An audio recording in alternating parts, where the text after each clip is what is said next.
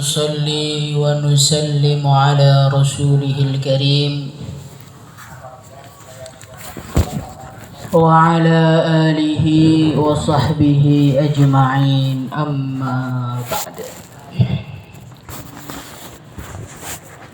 قال تعالى في كتابه الكريم: قل بفضل الله وبرحمته فبذلك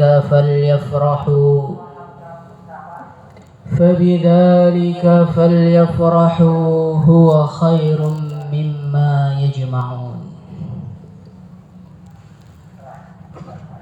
Para alim, para ulama semua yang dimuliakan Allah Subhanahu wa taala. Ulama di daerahnya masing-masing, nggak di sini tadi. Setiap kerja itu mempunyai cara masing-masing. Kalau kita ingin kerja pertanian, maka ada caranya tersendiri. Kita harus menghadirkan pupuk, kita harus menghadirkan para petani, kita harus menghadirkan orang-orang yang memiliki benih-benih tanaman dan lain sebagainya. Kerja kedokteran juga ada ciri khasnya tersendiri, ada caranya tersendiri, yang mana ilmu pertanian tidak bisa diterapkan untuk meraih kesuksesan di dalam dunia kedokteran. Hadirin yang dimuliakan Allah Subhanahu wa taala. Begitu juga usaha kita semua, usaha pesantren, usaha mendidik santri, ini ada caranya tersendiri. Hadirin yang muliakan Allah Subhanahu wa taala, kerja pesantren ini nggak bisa disamakan dengan kerja-kerja sekolahan, tidak bisa. Kerja pesantren ini tidak bisa disamakan dengan kerja-kerja yang lain-lain, itu nggak bisa. Kenapa hadirin yang mulia? Karena kerja pesantren ini adalah kerja hati. Yang mau kita tuju ini memproduksi hati-hati yang dekat kepada Allah. Hati-hati yang cinta kepada Allah. Hati-hati yang risau kepada umat. Hati-hati yang cinta kepada umat. Inilah hasil target produksi kita.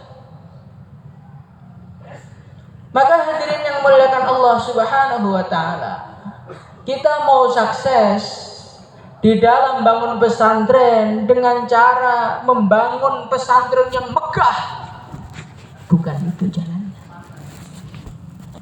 Kita bangun pesantren dengan cara membuat kurikulum yang sangat-sangat canggih. Waktunya santri diukur sedemikian rupa, targetnya sedemikian rupa, setiap hari harus hafal sekian, targetnya 4 bulan sudah hafid Quran. Bukan itu tujuan kita. Hadirin yang muliakan Allah Subhanahu wa taala, kerja kita ini kerja hati. Maka kerja hati ini harus dimulai dengan perbaikan hati. Ojo dirubah kan salah nih. Wes api sing wes coba. Hadirin yang dimuliakan Allah Subhanahu wa taala. Kalau urusan kantor kita manipulasi bisa. Urusan sekolahan kita manipulasi bisa. Urusan negara kita pencitraan bisa. Tetapi kalau urusan daftar wali, Allah gak bisa ditipu. Betul ya tidak boleh. Kita tidak akan bisa memproduksi para wali kalau kita sendiri tidak perbaikan hati. Ini betul-betul harus kita rasakan. Teman-teman semua yang dimuliakan Allah Subhanahu wa taala. Kerja kita ini maju. Kerja kita ini barokah. Kerja kita ini diridhai oleh Allah. Kerja kita ini menghasilkan manfaat yang luar biasa. Ini murni anugerahnya Allah. Apapun yang kita buat, kalau Allah tidak menaikkan, jangan naik. Walaupun semua manusia ingin menurunkan kerja kita, kalau Allah ingin menaikkan, tetap naik. Maka teman-teman semua yang dimuliakan Allah Subhanahu wa taala, turunnya kerja kita yang kita periksa hati kita. Naiknya kerja kita yang kita syukur anugerah Allah kepada kita. Jangan orang pesantren mikirnya dunia. Jangan orang pesantren analisa dunia. Insyaallah begini. Saya kemarin itu ketemu salah satu ustadz di cabang. Ketemu di tengah jalan. Saya sebut daerahnya. Maka saya tanya kepada dia, Kang, gimana pondokmu itu? Dulu pondokmu tuh santrinya banyak sekali. Lah sekarang kok menurun itu bagaimana? Maka dia mengatakan, Gus, sekarang cabangnya semakin banyak. Jadi orang-orang yang jauh-jauh daripada ke pondok saya lebih milih ke pesantren sekitar mereka. Ditambah lagi ada COVID-19, maka minatnya santri turun. Saya mengatakan bukan itu. Yang menjadikan kurangnya santri yang pikiran kamu yang seperti itu. Otak kamu itu mikirnya makhluk, maka Allah tidak turunkan pertolongan kepada kamu.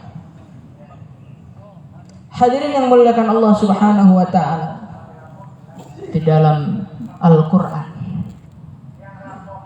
ketika Nabi Yusuf alaihi salatu wassalam dimasukkan penjara, maka Nabi Yusuf alaihi salatu wassalam beliau ini ketemu dengan dua orang. Wa dakhala ma'ahu as-sijna fatayan. Qala ahaduhuma inni arani a'siru khamra. Ketemu dua orang, satunya mimpi meres anggur untuk dijadikan khamar, satunya mimpi ngangkat roti dimakan kepalanya.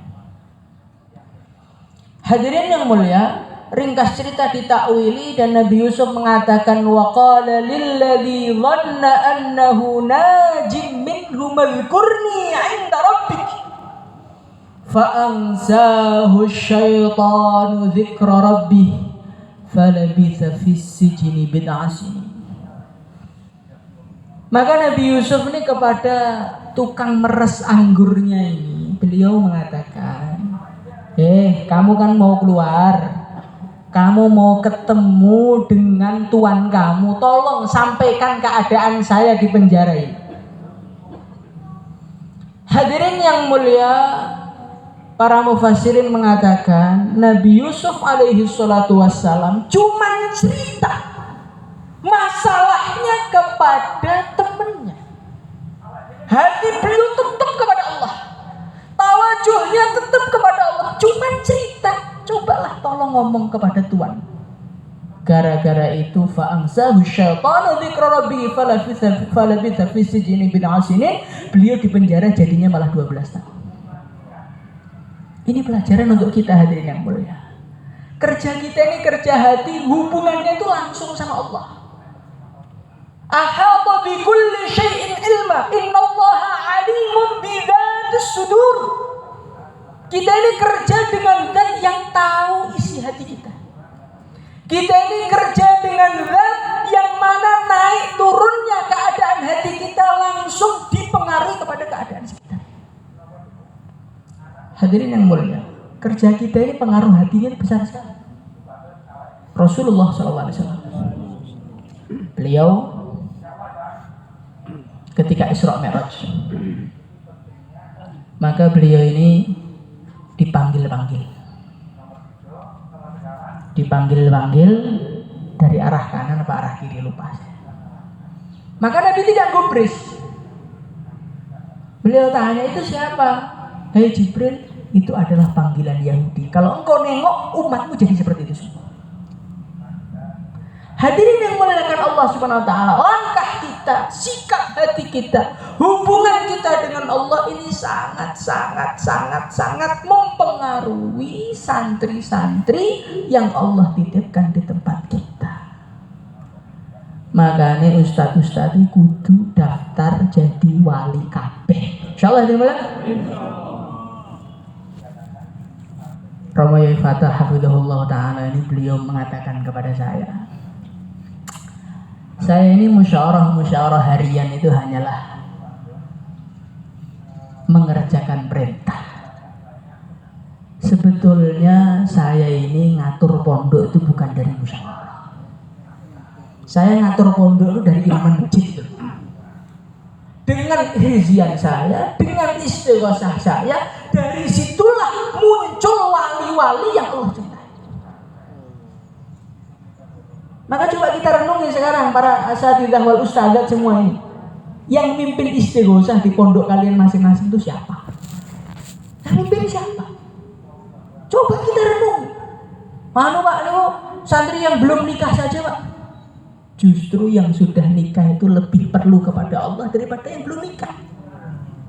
Kita punya anak, kita punya istri. Apa kita nggak pengen istri kita jadi solehah? Apa kita nggak pengen anak-anak kita jadi pejuang? Terus kita nggak mau mujahadah, kita nggak mau memperbaiki hubungan kita dengan Allah, kita tidak mau nangis kepada Allah, kita tidak mau melek malam kepada Allah. Terus jadinya bagaimana? Teman-teman semua yang dimuliakan Allah Subhanahu wa ta'ala, guru kita ini orang-orang tukang istighosah. Itu santrinya bentuknya kita. Lah terus kalau kita nggak mau istighosah, santrimu bentuknya kayak apa? Hadirin yang muliakan Allah Subhanahu wa ta'ala, jangan kita ini terbuai dengan apa yang dikatakan manusia. Jangan kita ini terbuai dengan pujian manusia. Masya Allah, ustadznya alim, ustadz bayarnya menyentuh hati, undangannya banyak. Hadirin yang mulia, kalau yang memuji kita itu Rasulullah, baru kita ini boleh bangga. Nah, yang muji kita ini orang-orang fasik loh. Yang muji kita ini mereka ini adalah orang-orang baru kenal agama kemarin sore. Kok kita ini sudah perasaan saya ini sudah diangkat wali oleh Allah. Karena orang pinggir jalan kemarin sudah manggil saya wali. Manusia macam apa kita ini? Hadirin yang muliakan Allah Subhanahu wa ta'ala, sekarang kalau ada orang bangga saya ini sekarang sudah menjadi profesor. Yang angkat sekolahan mana Pak? Itu loh anak-anak kecil gambar ijazah dikasihkan saya profesor, terus saya suwen. Semua orang ketawa enggak? Ketawa apa? Inilah kita sekarang. Hadirin yang muliakan Allah Subhanahu wa ta'ala. Maka kita ini harus perbaikan hati lagi, mendekat lagi kepada Allah. Insyaallah teman-teman. Dari manakah perbaikan hati itu dimulai? Perbaikan hati itu pertama dari pembersihan hati dulu. Perbaikan hati dimulai dari pembersihan hati dulu. Bagaimanakah bentuk pembersihannya? Jangan pernah melakukan dosa. Jangan pernah melakukan dosa. Dosa mata dijaga, dosa telinga dijauhi, dosa mata dijauhi, dosa mulut dijauhi. Semua dosa mulai ujung rambut kita sampai ujung kuku kita tinggalkan semua. Insyaallah. Karena kita ini urusannya sama Allah. Allah yang tahu dosa kita. Maka Allah Subhanahu wa taala berpesan kepada kita, wa kullil mu'minina yaghuddu min absarihim wa kullil mu'minati yaghuddna min absarihim. Ini kenapa? Inilah langkah-langkah untuk menjauhi dosa. Apapun yang mendorong kita, yang memacu kita untuk melakukan suatu dosa, jauhi sejauh-jauh. Insyaallah ini. Maka ustaz-ustaz jangan nyimpen nomornya ibu-ibunya santri. Ustazah jangan nyimpen nomornya wali santri. Ini penting. Teman-teman semua yang dimuliakan Allah Subhanahu wa taala, Allah berfirman wala tattabi'u khutuwatis syaitan. Godaan syaitan Allah ibaratkan seperti sebuah langkah. Orang itu melangkah tidak terasa. 1 langkah, 2 langkah, 3 langkah, 4 langkah, 5 langkah, tahu-tahu sudah sampai pusat. Terus tahu-tahu sudah sampai Trangkil, tahu-tahu sudah sampai luar Temboro, tahu-tahu sudah sampai Medan, tahu-tahu sudah sampai Aceh dengan langkah kaki tanpa terasa. Begitu juga hadirin yang mulia, orang itu menggok langsung 360 derajat itu ya jarang. Beloknya manusia itu seperti kereta api, dikit, tahu-tahu tanpa terasa dia sudah terjerumus. Hadirin yang mulia. Maka hadirin yang mulia, wala taqrabuz zina, sesuatu yang menjadikan kita berzina jauhi semuanya. Insyaallah ya mulia. Ngaji, ngajar di putri, satirnya ditertibkan. Jangan kita ini nama-namanya santri putri dibacain. Fulana, coba baca. Nanti bacanya dikomentari. Suaranya bagus itu loh, pembacanya nggak lancar, kasihan sekali kamu. Itu kata-kata seperti itu sekali mungkin tidak berkesan. Kalau 2 kali, kalau 3 kali, kalau 4 kali, lama-lama santrimu kamu rusak sendiri. Ini penting kan? Oh, saya ini ustaz Pak. Saya ini sudah dekat kepada Allah. Hati saya nggak mungkin maksiat. Hadirin yang mulia, sahabat saja ada yang berzina. Sahabat saja ada yang berzina. Ini bukan kita mau menjelekkan sahabat, bukan. Ini Allah menjadikan contoh kepada kita agar kita hati-hati dalam kehidupan. Kita ini siapa? Jauh dari baginda Nabi. Jangankan baginda Nabi, dari guru kita yang masih hidup loh kita ini jauh. Kirim Fatihah jarang-jarang, Robitoh jarang-jarang, doa untuk mereka jarang-jarang. Terus kita mau menyatakan diri saya bebas dari kemaksiatan. Maka teman-teman semua yang dimuliakan Allah, jauhilah kemaksiatan, segala sesuatu yang menjadikan kita kepada maksiat. Bahkan walaupun itu bukan maksiat, jauh. Insyaallah dimuliakan. Teman-teman semua yang dimuliakan Allah SWT, ini sebagian ustadz-ustadz yang putra, yang putri, mungkin ada yang belum menikah, ini harus lebih hati-hati lagi. Karena biasanya kalau sudah di cabang itu HP itu wajib gitu. Kalau nggak punya tuh kayak dosa itu rasanya. Hadirin yang mulia, untuk apa HP kamu itu untuk apa? Untuk baca Quran? Untuk buka maktabah syamilah? Hayhata, alangkah jauhnya. Nggak mungkin. Pasang Instagram, pasang Facebook, dan seterusnya. Itu adalah pintu gerbang menuju kehancuran, teman-teman semua. Maka teman-teman semua, perbaikan yang pertama, tinggalkanlah segala kemaksiatan. Inilah langkah menuju maqamat setelahnya. Insyaallah teman-teman. Al-Imam Al-Ghazali rahimahullahu ta'ala, beliau mengatakan dalam kitab Ihya, awwalu maqamatin at-taubah. Maqamat, langkah pertama untuk menuju kepada Allah, untuk peningkatan pondasinya pertama adalah taubat, tarkul ma'asi, tinggalkan semua kemaksiatan. Itulah langkah pertama. Tanpa pondasi taubat, tanpa pondasi tarkul ma'asi, setinggi apapun derajat kamu mesti akan hancur di tengah jalan. Maka teman-teman semua yang dimuliakan Allah, bagaimana kita bersihkan dosa kita? Insyaallah kita bersihkan mata kita, kita bersihkan telinga kita, kaki kita, tangan kita, termasuk kita bersihkan hati kita. Karena masih Maksiat ada dua, ada maksiat tangan, ada maksiat zahir, ada maksiat batin. Maksiat batin merasa lebih baik dari orang lain, merasa lebih senior, merasa saya kiainya, merasa saya bunyainya, merasa saya ini menantunya donatur. Itu bagian-bagian dari penyakit hati yang menghalangi perjuangan. Maka teman-teman semua, kita ini siapa? Kita ini bukan siapa-siapa. Kita ini pendosa. Kita ini hanyalah orang-orang yang diberi tugas oleh guru-guru kita. Tanpa mereka, kita tidak akan bisa seperti ini. InsyaAllah ya. Hati dibersihkan.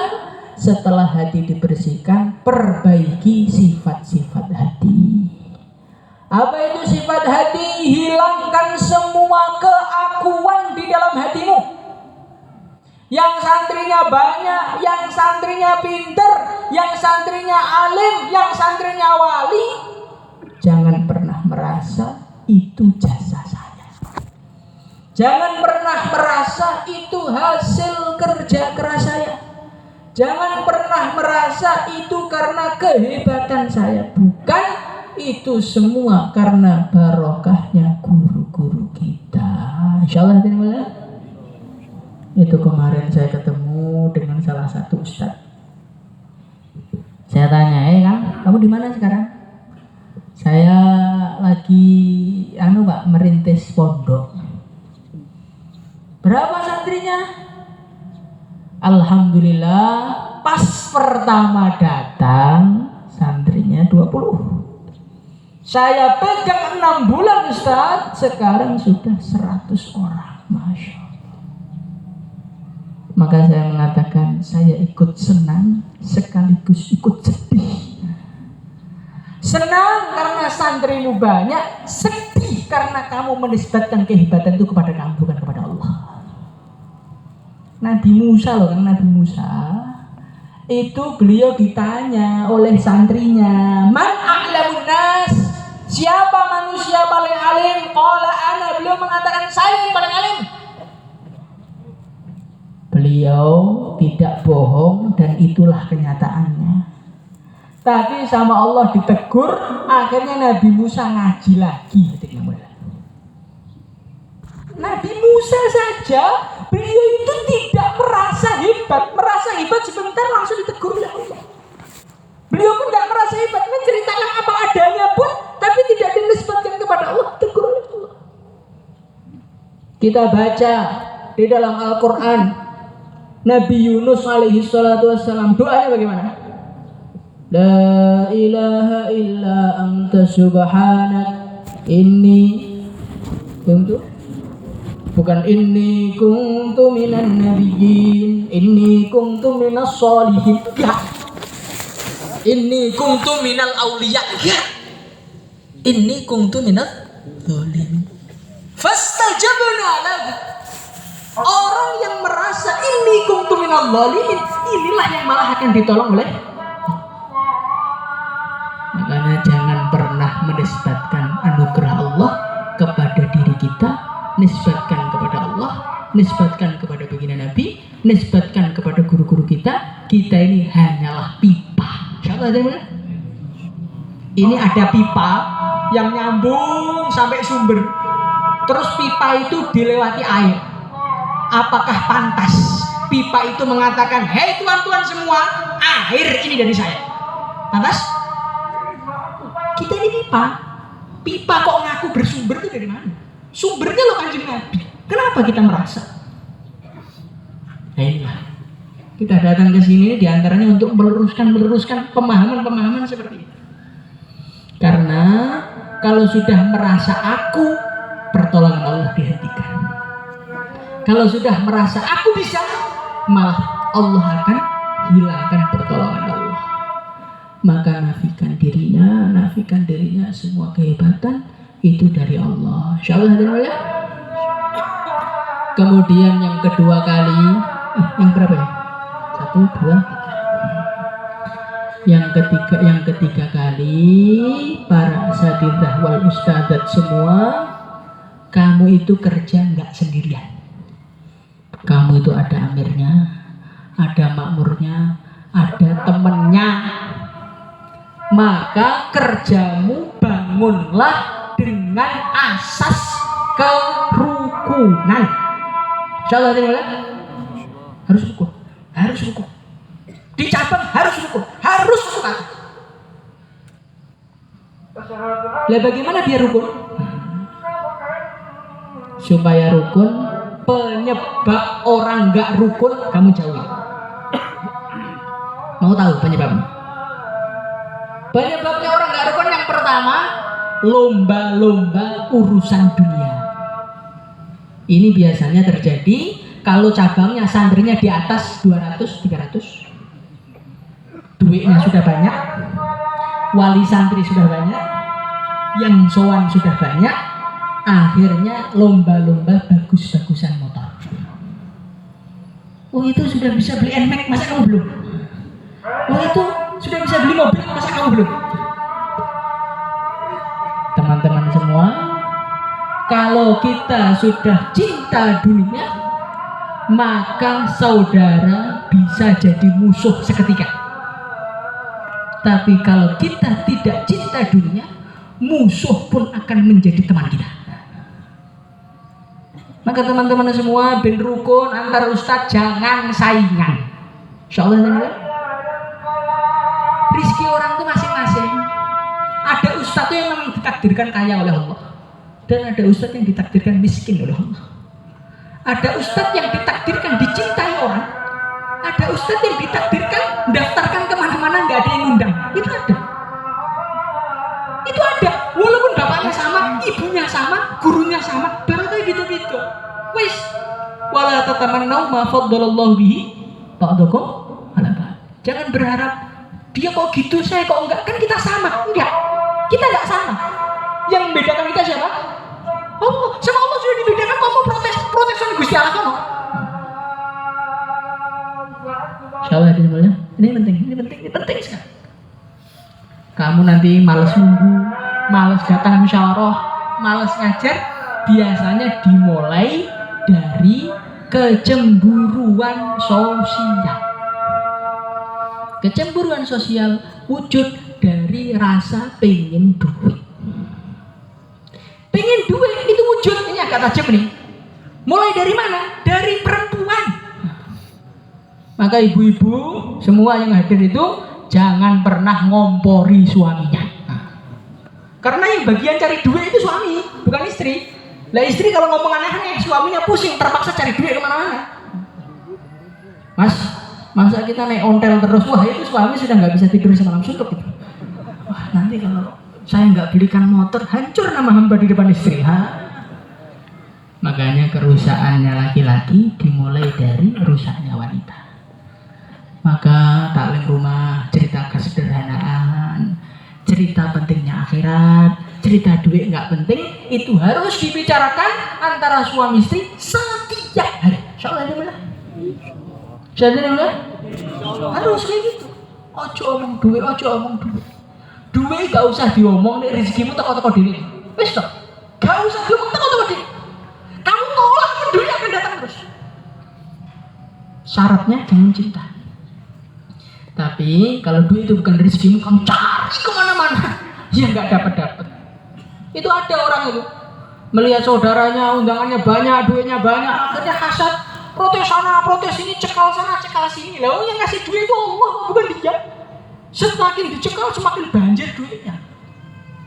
Makanya ojo seneng duit ben iso rukun, insyaallah. Kemudian yang kedua, perempuan jangan membicarakan keluarganya yang lain.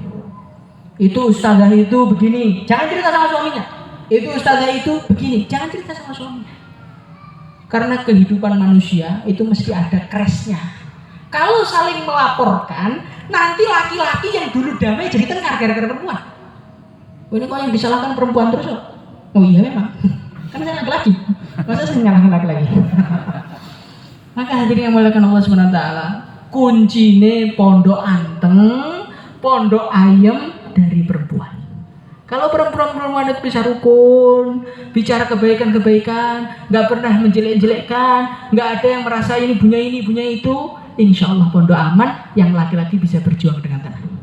Tapi kalau sudah lomba posisi, lomba duit, laki-laki yang soleh, laki-laki yang hampir jadi wali, langsung turun pangkat, hilang kewaliannya. Maka teman-teman semua, yang pertama tinggalkan kemaksiatan, yang kedua perbaiki hati, nafikan segala kelebihan kita, yang ketiga kita rukun, yang baik, yang akur, dan itu kuncinya kalau kita menghilangkan persaingan, insya Allah.